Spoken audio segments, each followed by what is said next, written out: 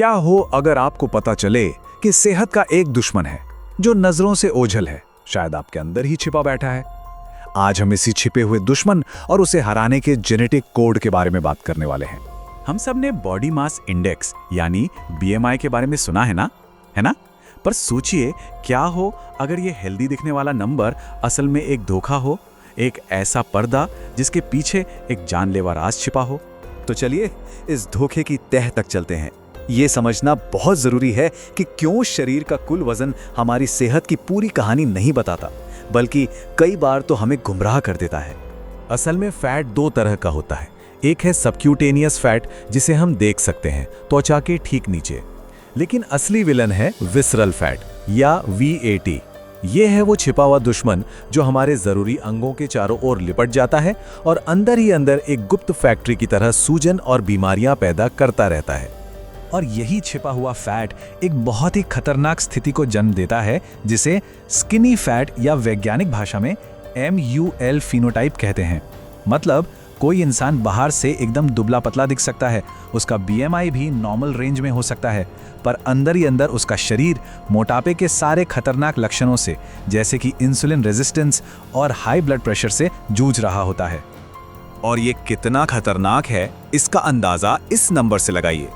Research बताती है कि नॉर्मल वजन होने के बावजूद स्किनी फैट वाले लोगों में हाई ग्लूकोज और ब्लड प्रेशर होने की संभावना 3.56 गुना तक ज्यादा होती है। ये सच में चौंकाने वाला आंकड़ा है। और ये बात पूरी कहानी को एक लाइन में समेट देती है। मुद्दा ये नहीं है कि वजन कितना है, मुद्दा ये है कि वो फैट जमा कहाँ हो रहा है। बस यही एक जानकारी खेल को पूरी तरह से बदल देती है। तो सवाल ये उठता है कि यह छिपा हुआ खतरा कुछ लोगों के लिए ज्यादा क्यों होता है। इसका जवाब हमारे जेनेटिक ब्लूप्रिंट में है, जिसे हम सोमाटोटाइप कहते हैं।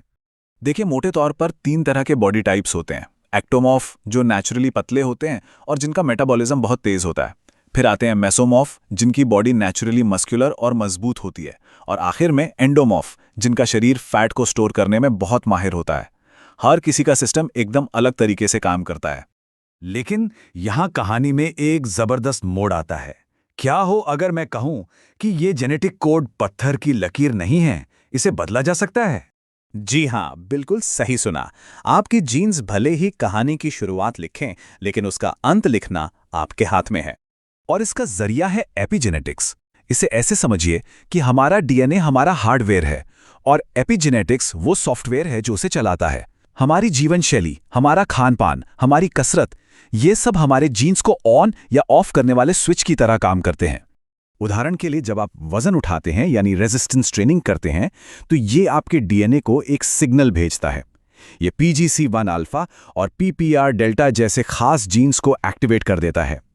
आसान भाषा में कहें तो एक जीन शरीर को ज्यादा एनर्जी बनाने वाली फैक्ट्रियां बनाने का ऑर्डर देता है और दूसरा शरीर को ईंधन के लिए फैट जलाने का।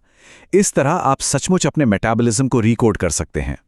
तो अब जब हम ये जानते हैं कि बदलाव मुमकिन है, तो चलिए अब इसके प्रैक्टिकल हिस्से पर आते हैं।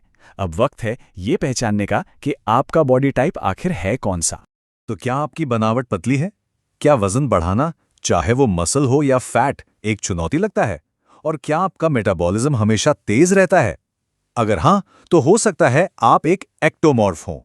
या फिर क्या आपकी बॉडी नेचुरली एथलेटिक है? क्या मसल्स आसानी से बन जाती हैं और हड्डियां भी मजबूत हैं? तो ये एक मेसोमॉर्फ का प्रोफाइल है, जिन्हें अक्सर जेनेटिक तौर पर फायदे में माना जाता है।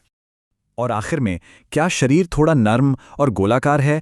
क्या फैट बहुत आसानी से जमा हो जाता है, लेकिन उसे कम करना एक बड़ा संघर्ष है? अगर ऐसा है तो आप एंडोमॉर्फ हैं। आपका शरीर एनर्जी स्टोर करने में माहिर है, जो कभी सर्वाइवल के लिए एक वरदान था, पर आज एक चुनौती बन गया है। तो हर बॉडी टाइप के लिए सही रणनीति क्या है? एक्टोमॉर्फ को वजन और ताकत बढ़ाने पर ध्यान देना चाहिए, जिसके लिए हाई कार्ब और हाई प्रोटीन डाइट जरूरी है। मेसोमॉर्फ को पावर और बॉडी को शेप देने पर काम करना चाहिए, एक बैलेंस डाइट के साथ। और एंडोमॉर्फ के लिए सबसे जरूरी है फैट लॉस और मेटाबॉलिक हेल्थ, जिसके लिए हाई इंटेंसिटी ट्रेनिंग और low carb high protein diet सबसे कारगर है। तो अंत में एक बात याद रखिए, जेनेटिक्स बंदूक में गोली भर सकते हैं, लेकिन ट्रिगर आपके माहौल और आपकी आदतों के हाथ में होता है। अब सवाल यह है कि आप अपना निशाना कहां साधेंगे।